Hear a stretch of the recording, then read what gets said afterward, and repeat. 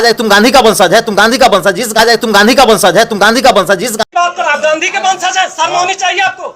आप कह रहे हैं तमीज से बात करिए, वो सब क्या? आप शांति से बात करिए, तमीज से बात करिए। नहीं, एक इसमें गांधी नहीं है। ऐसे ऐसे गोडसेवादी तत्वों पर अंकुश लगाया जाए और विनय शाह को ऐसी कड़ी सजा दी जाए ताकि दूसरा कोई गोडसे उत्पन्न नहीं हो। और चलिए नमस्कार, आपको बता दें बीते दिनों महात्मा गांधी के जो वंशज थे, जो तुषार गांधी तुर्कौलिया में आए थे।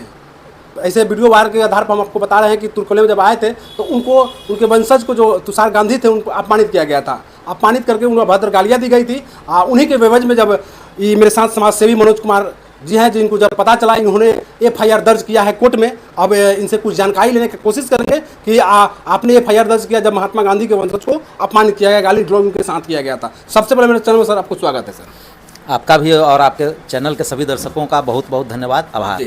सर, जब तुषार गांधी को यानी महात्मा गांधी जी के वंशज को अपमानित किया गया था, ये कुछ दिन पहले हमने वीडियो को वायरल के आधार पर हमने देखा, तो आप उसमें केस किए हुए हैं, कारण क्या सर? चंपारण की धरती पर महात्मा गांधी जी आए थे और उनका नाम मोहनदास करमचंद गांधी था। चंपारण ने उनको गांधी बनाया और गांधी जी का चंपारण सहित देश पर इतना बड़ा एहसान है, इतना बड़ा एहसान है कि हम सभी चंपारण वासी और देशवासी अगर 7 जन भी ले तो उनके एहसान को हम चुका नहीं सकते हैं। और जब गांधी जी आए थे, अंग्रेजों को उन्होंने भगाने का काम किया यहाँ से, तो उनके परपौत्र तुषार गांधी जी जो है वो चंपारण 13 तारीख को आए थे, 13 जुलाई को। और उनका जहाँ जहाँ गांधी जी गए थे वहाँ वहाँ वो जा करके लोगों से देखना चाहते थे, मिलना चाहते थे और गांधी जी के बारे में वो संवाद करना चाहते थे। इसी क्रम में वो तुर्कौलिया गए थे। तुर्कौलिया में जो है एक नीम के पेड़ के नीचे जहाँ गांधी जी लोगों से संवाद किए थे, वहाँ पर वो गए और वहीं से वो लोगों से संवाद करना चाहते थे तुषार गांधी, और गांधी जी के बारे में जानना चाहते थे। तो वहाँ के मुखिया विनय कुमार शाह जी हैं, उन्होंने कहा कि पंचायत भवन चला जाए सर, कि वहाँ पर कुर्सियाँ भी है बैठने के और वहीं पर संवाद किया जाएगा। वहाँ पर मुझे लगता है कि पूर्व नियोजित साजिश के तहत वहाँ पहले हाँ उनकी साजिश, नहीं तो वहाँ पर अगर प्रोग्राम कर रहे थे तो वहाँ ले जाने की जरूरत क्या थी? वहाँ पर ले जा करके और तुरंत भड़क जाना और ऐसे ऐसे असंसदीय शब्दों का उन्होंने इस्तेमाल किया मुखिया विनय कुमार शाह जी के द्वारा, खुद उनके द्वारा, और लाख समझाने के बाद भी वो माने नहीं और कहे कि नहीं यहाँ से भागिए, यहाँ से भागिए। और ऐसे ऐसे गालियाँ भी दी गई। हाँ, वीडियो का आधार पर हाँ वो गाली ही कहा जाएगा। अगर किसी को कहा जाए तुम गांधी का वंशज है, तुम गांधी का वंशज, जिस गांधी ने चंपारण को इतना कुछ किया, उसके अगर वंशज को इस तरह से अपमानित किया जाए, जबकि राजू जी आपको पता होगा कि हमारी भारतीय सभ्यता और संस्कृति ये कहती है कि आपका दुश्मन भी आपके यहाँ जाता है तो उसका भी स्वागत किया जाता है। और गांधी जी का परपौत्र तुषार गांधी जी का जो अपमान हुआ उसको लेकर के मन बड़ा व्यथित था। तो मुझे लगा कि मुखिया जी हो सकता है कि टंग ऑफ स्लिप हो गया होगा, या नीतीश जी के शराबबंदी के बाद भी उन्होंने उसका सेवन कर लिया होगा, या किसी पार्टी के द्वारा या किसी के बहकावे में आकर के उन्होंने वैसा कुछ कर दिया होगा। तो बाद में उनको अगर कहीं अपराध बोध होगा, आत्मग्लानि होगी, तो आप माफी मांग लेंगे, बात खत्म हो जाएगी। लेकिन मैंने देखा कि उसके बाद उन्होंने फेसबुक पर पोस्ट भी लिखा खिलाफ में, और उस पोस्ट पर जो है जो गोडसेवादी जो बिल में डूबके हुए रहते हैं, क्योंकि ये भारतीय संस्कृति ऐसा है, गांधी जी का एहसान ऐसा है कि जो गोडसेवादी हैं उनके आका भी गांधी जी के नाम पर सर झुकाते हैं, फूल माला चढ़ाते हैं। आपने देखा होगा आज मोदी जी भी आए हैं तो बार बार गांधी जी का नाम उन्होंने लिया है, बार बार ले रहे थे।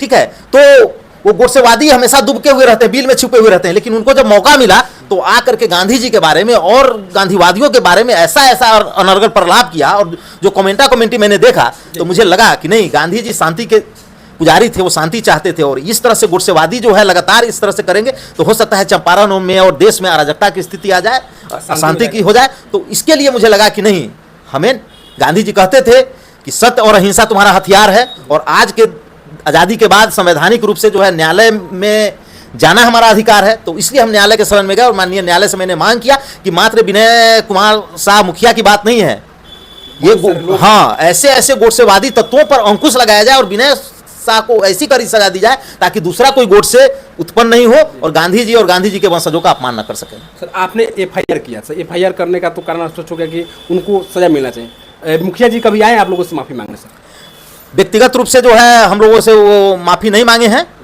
या मिले भी नहीं हैं, और हम लोगों ने भी संपर्क नहीं किया है। हम लोगों ने उनको मैसेज करवा दिया है, एक तरफ से सोशल मीडिया के माध्यम से ये करा दिया है कि अगर आत्मग्लानि आपको हो रही हो, अपराध बोध हो रहा हो, तो आप 3 से 4 दिन के भीतर में आप माफ़ी मांगिए। अगर आप माफ़ी नहीं मांगेंगे तो आपकी लड़ाई जो है हम लोग गांधी जी के वंशज के लिए और गांधी जी के लिए न्यायालय में भी लड़ेंगे, आपका सामाजिक बहिष्कार भी करेंगे, और जो हम लोग कर सकते हैं आपके खिलाफ में वो सारा चीज़ हम लोग करेंगे। सर, तुषार गांधी आए थे सर चंपारण की धरती पर, तो तुषार गांधी का मोटो क्या था, आने का मतलब क्या था यहाँ?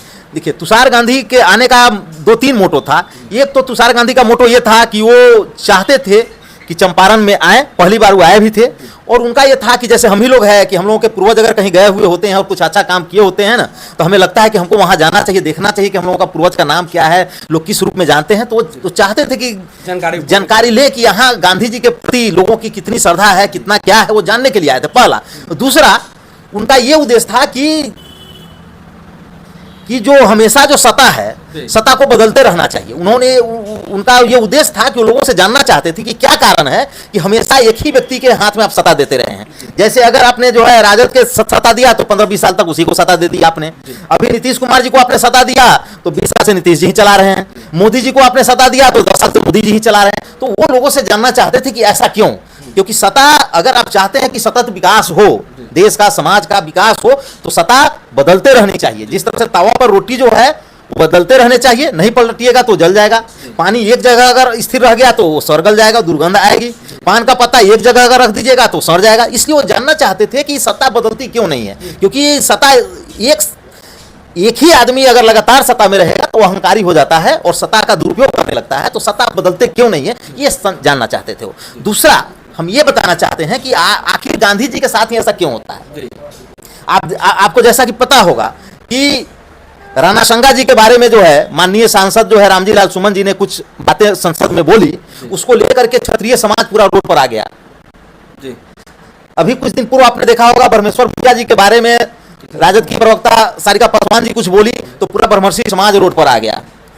आपने देखा होगा कि सदन में जो है अमित शाह जी ने जो है अंबेडकर एक फैशन हो गया, इस तरह करके अंबेडकर जी के बारे में बोला तो दलित महादलित पूरा उद्दलित हुआ, उनको बात वापस लेना पड़ा। लेकिन चूंकि गांधी जी जातिवाद में विश्वास नहीं करते थे, वो वसुधैव कुटुंबकम में विश्वास करते थे। फिर भी जाति से तो वो बैस थे, और बैस सॉफ्ट टारगेट होता है। किसी को भी फेमस होना होता है, फेमस उसको हम नहीं कहेंगे, नोटोरियस कहेंगे, कुख्यात होना होता है। तो गांधी जी के बारे में गाली दे देना, गांधी जी की प्रतिमा को तोड़ देना, कुछ भी तोड़ देना और फेमस हो जाना, ये ऐसा इसलिए होता है कि बैस समाज जो है उसका उस तरह से मुखर विरोध नहीं करता है। तो हमको लगता है कि बैस समाज इसमें संगठित हुआ है, और बैस समाज संगठित होकर के ये ठाना है कि जिस तरह से बाकी समुदाय अपने पूर्वज के लिए खड़े हो जाते हैं, उसी तरह से गांधी जी के लिए अगर कोई भी गोष्ठी या कोई भी आदमी अगर अनर्गल प्रलाप करेगा तो हम लोग बर्दाश्त नहीं करेंगे। हम लोग जो है गांधीवादी तरीके से और न्यायिक तरीके से जवाब देंगे। अगर मुखिया जी माफी नहीं मांगते हैं तो आप लोग अगला कदम क्या रहेगा? सबसे बड़ी बात है कि हम लोग आशावादी लोग हैं, सकारात्मक सोच वाले लोग हैं। मुखिया जी माफी नहीं मांगेंगे तो उनसे माफी मंगवाया जाएगा। माफी मंगवाने के तरीके हैं, हम लोग अहिंसक लोग हैं, गांधीवादी लोग हैं। तो हम लोग उनको 3 दिन का अल्टीमेटम दिए हैं कि भाई आप माफी मांग लीजिए। अगर माफी को नहीं मांगेंगे तो उनका सामाजिक बहिष्कार होगा, सबसे पहला बात। दूसरा बात, वो 2-3 बार से मुखिया